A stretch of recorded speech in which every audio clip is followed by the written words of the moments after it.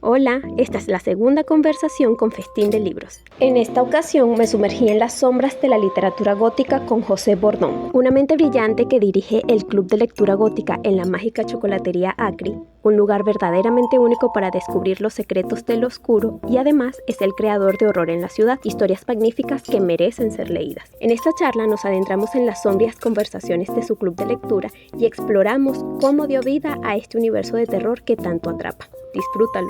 Un gusto, José. Soy Ángela Castro y me gustaría saber por qué decidiste crear el Club de Literatura Gótica para promoverlo aquí en la ciudad. Bueno, al principio fue una propuesta de la chocolatería Acri. Ellos, me sorprendió un día que estaba revisando mis mensajes de Horror en la Ciudad y me escribe Laura, que es la compañera de Joely Marcano, dentro de toda esta organización cultural de Acri. Entonces Acri, como chocolatería, me propone hacer un club de lectura gótico. Entonces a mí me gustó la idea, obviamente porque nunca en mi vida había tenido como un club donde podíamos hablar específicamente de estos temas. Había pertenecido mucho tiempo a movimientos culturales aquí en Maracay, con la Casa Nacional Andrés Bello, que son talleres de literatura en la Casa de la Cultura, durante casi 9 años con Gloria Dolande. Pero nunca había tenido un espacio específico para este tipo de literatura. Entonces me imagino que ellos me proponen eso es porque, primero, la estética y segundo, Horror en la Ciudad. Entonces me proponen eso al ser también docente de lengua y literatura. Me plantean como que crear este espacio. Al principio de verdad que me pareció una idea espectacular, pero no me di cuenta que iba a ser tan espectacular, más allá de lo que se planteó al primer momento. Y así nació el Club de Lectura Gótica. Ya tenemos 6 encuentros. Hemos leído de Joseph Sheridan Le Fanu, que es con Carmila, Stephen King, y hoy que leímos Edgar Allan Poe. Pronto al siguiente autor. Entonces cada mes es un encuentro para crear, para expresarnos, para opinar y tener entre todos un criterio bien interesante.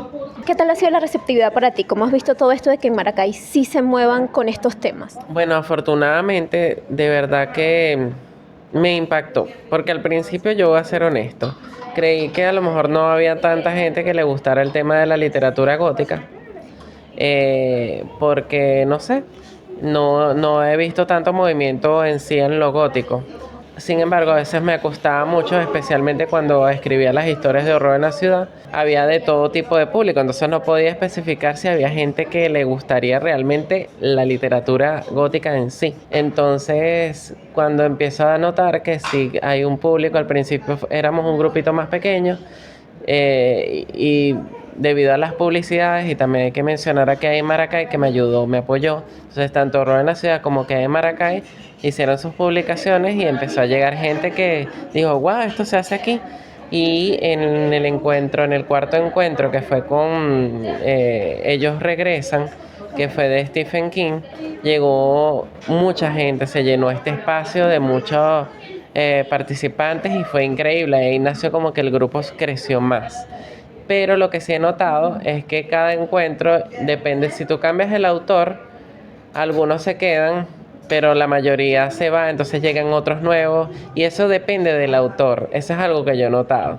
Porque, Carmila tenía otros personajes, en cambio, hemos estado como más, algunos, en este caso ellos, que han estado desde el primer momento, pero llegan y luego cuando cambias de autor, no asisten porque seguro no les gusta ese autor. ¿O no les interesa? No les interesa. Entonces también es otra cosa que No es como he notado. no son como siempre los mismos. No son constantes, depende del autor. Si yo, por ejemplo, hay muchos que son fan de Stephen King. Afortunadamente, por ejemplo, Bati y Julio, ellos son fan de Stephen King, pero también se permitieron leer a Edgar Allan Poe. Entonces ellos ya están desde otros encuentros. Claro, que es lo divertido de los clubes de Claro, porque lectura. un club de lectura no importa si... Por eso es que yo dije, esta vez vamos a elegir que los lectores es que le elijan a un autor, y el que sea el más votado es el que vamos a leer para el próximo encuentro. Eso es algo para variar que yo imponga. Entonces vamos a darle una libertad a los lectores para ver qué pasa. ¿Cómo crees tú que esta clase de actividades nutren la ciudad o la cultura de la ciudad? Bueno, en este caso, primero, el leer en sí es un hábito positivo tanto para la salud física como la salud mental. Entonces, al ser el lector, tienes un hábito que te ayuda mucho a convivir, a crecer y a tener sanidad de alguna manera mental. Y el promoverlo, crear este espacio también es un espacio para personas que a lo mejor le gustan este tema específico y también le da como otra ventana a Maracay, que no siempre es el mismo grupo de literatura, que no, abordan los mismos temas. No quiero decir nada, pero yo los conozco perfectamente, así que puedo decirlo. Claro. En este caso, ya hablar de un tema específico lo hace distinto y permite que otras personas que les gusta específicamente los temas de misterio, de terror, de lo gótico, lo misterioso, les da como la oportunidad de encontrarse en un espacio que se parece más a ellos. Eso es clave. Y ahorita viendo que no sé, somos casi todos contemporáneos, pero jóvenes que no estamos como tan al tanto de lo común y nos podemos sentir aquí, en fin, como ella decía, que se sentía mucho más cómoda aquí, que se conmovió bastante. Creo que hay un estigma social en cuanto a lo gótico. ¿Qué pudieras decir para darle otra perspectiva a ellos, a los que no lo conocen y quizás no quieren ni intentarlo? Bueno, la subcultura gótica, como todo el mundo sabe, tiene como un crecimiento a finales de los 70 y los 80 por los movimientos británicos de revelación. Y adopta también los movimientos tanto arquitectónicos y literarios de expresión de lo misterioso, de lo aterrador, de lo espeluznante, pero también como algo de rebelión. Con el tiempo se va creando como una especie de subcultura dentro de la historia y las expresiones son bastante interesantes. Dentro de los estigmas siempre dicen que lo gótico es satánico, que es ocultista, que yo no sé qué, y eso depende porque las personas pueden ser góticas y no creyentes ni al cristianismo ni nada, o puede ser muy cristiano. Yo tengo una amiga que es gótica y es súper católica. Entonces, no creo que lo gótico va más enlazado al arte en sí, a las expresiones del arte, desde esa perspectiva tanto musical, tanto literaria, tanto de pintura, tanto de arquitectura, tanto de expresión de la humanidad en sí. Desde ese lado sombrío, pero que a su vez es elegante y atractivo. ¿Qué te ha sorprendido todo este tiempo de los 6 meses que ya llevas con el Club de Lectura Gótica? ¿Qué me ha sorprendido? Creo que cada encuentro es diferente, son totalmente diferentes a pesar de que algunos están aquí siempre, pero son encuentros diferentes, son rostros diferentes, son perspectivas diferentes y cada uno da como que su aporte y es chévere escuchar diferentes ideas, la individualidad, muchos argumentos que hacen que nuestra ciudad tenga diferentes puntos de vista y que no todos alineados al fin y al cabo. Entonces le da como una diversidad bien interesante a un tema que puede ser bastante común, pero que cada uno le da un toque individual. Comenzaste con Horror en la Ciudad. ¿Ese fue tu primer proyecto o tenías otro anterior o desde el inicio fue ese? ¿Y cómo nació ese proyecto? ¿Por qué quisiste hacerlo? ¿Te refieres al proyecto? Sí, de cómo comenzó a sonar tu nombre en Maracay, pudiéramos decirlo así. ¿Fue con Horror en la Ciudad o anteriormente ya...? Tenía otro proyecto. Ajá, porque yo te conocí con Horror en la Ciudad. Bueno, tenía Melissa Loto. Es un proyecto anti-bullying de ilustración que dediqué 5 años a partir de una publicación, una editorial de aquí de la ciudad. Okay. Y publicamos una historieta y también como fui víctima de bullying en mi infancia y adolescencia, decidí crear un proyecto con ayudas de psicólogos, como en este caso Oscar Ramos y de Yanire Nasif, que me acompañaban a las instituciones escolares a promover este personaje. Este personaje es completamente diferente a lo que podría ser Horror en la Ciudad porque es un personaje muy colorido, ilustrado también por mí. Hicimos música, puedes encontrar la canción Super Compañía en YouTube, o sea, es completamente... Y se hizo como otra mirada, más bien creo que la famosa ahí era Melissa en sí, que es José Bordón. Entonces la gente conocía más Melissa Loto, que era el personaje, que era una ilustración, que a mí, que era el creador, o a los psicólogos que estaban detrás de mí también. Pero fue muy interesante. Tú te grabaste de López y de ahí comenzaste con... Ahí empecé con el proyecto anti-bullying de Melissa Loto Y pasaron cosas como que nunca entré al ministerio en sí, sino que trabajé con Fundación Empresas Polar y, y me dediqué tanto a fundación, trabajé un tiempo en un liceo que me encantó la experiencia, pero después decidí como descansar de esa experiencia porque, bueno, otros temas así más institucionales, de cambios de currículo, entonces no había como mucha libertad. Pero fue genial, fue una experiencia muy bonita, al igual que Melissa Loto.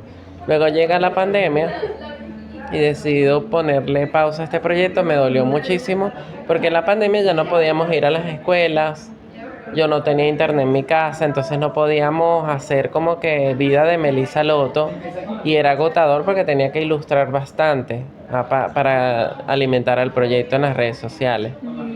Decidí paralizar el proyecto, ya me estaba pidiendo mucho, teníamos que hacer música y la música era cara. Teníamos que hacer materiales, llevar material a las instituciones y tampoco, o sea, yo decidí descansar, me dolió, pero en ese proceso empecé a conectar con mi yo adolescente, que era este lector de Edgar Allan Poe, y escribía historias de terror. Entonces me acordé de que yo me puse a investigar historias de Maracay y yo no encontraba historias así urbanas de Maracay. Siempre eran historias como que la Sayona, el Carretón. Y entonces no hallaba nada urbano, como que tenía que ver con nosotros. Y había una historia que yo recordé mucho cuando estaba en la escuela y en el liceo, que era la casa del payaso en el Andrés Bello. Y eso me permitió investigar sobre esa historia.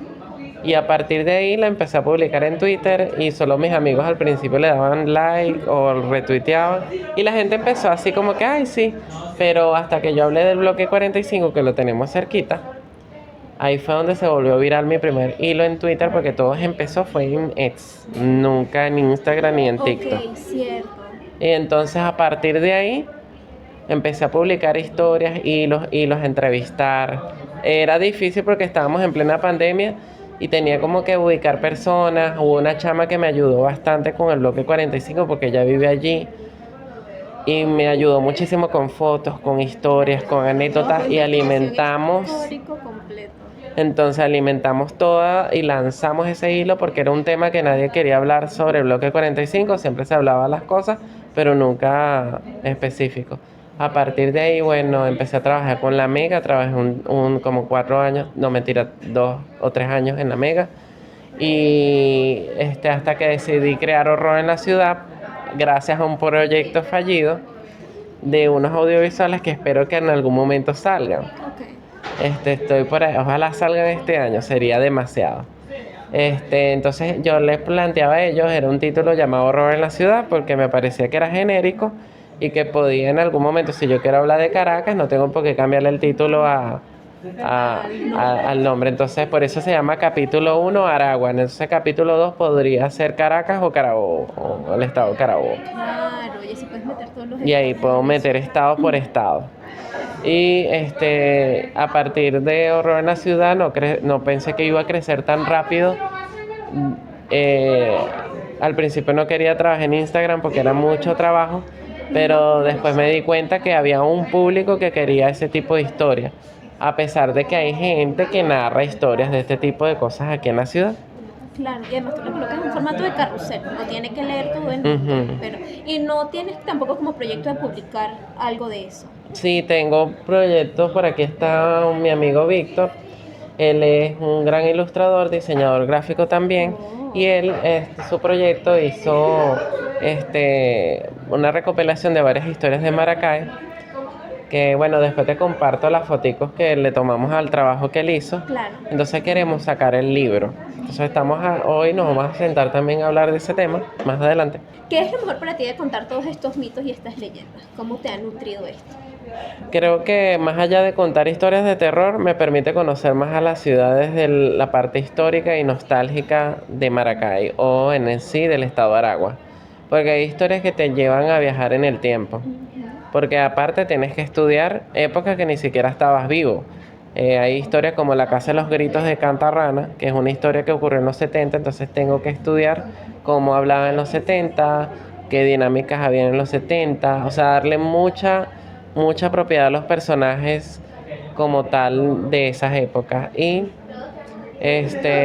nutrirme en el sentido que es apasionante investigar y unir cabos sueltos para armar las historias. Por ejemplo, las de Gómez que ahorita lancé, que mañana lanzo la tercera parte, porque lo pidió la gente.